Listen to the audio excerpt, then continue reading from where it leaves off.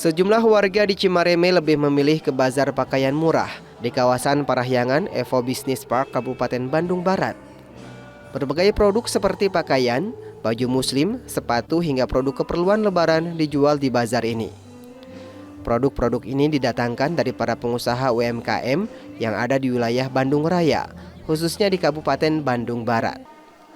Salah seorang pengunjung memilih belanja pakaian di bazar UMKM ini karena menghindari kepadatan di mal.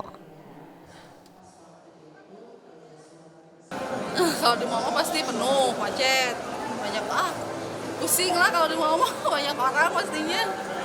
Kalau di sini mah kan bisa tinggal ya udah tahu lah kalau di sini mah dari segi bahan-bahannya juga Lebih bagus itu. uh-uh. Dari segi harga gimana, Bu? Dari segi harga bersaing lah menurut saya mah. Menurut panitia bazar yang juga pengusaha properti mengungkapkan, bazar ini diikuti 100 buah stand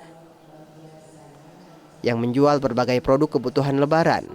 Tidak hanya murah, kualitas produk di bazar ini juga baik. Jadi kita mengharapkan mereka bisa kita siapkan tempatnya, mereka bisa berjualan di tempat ini.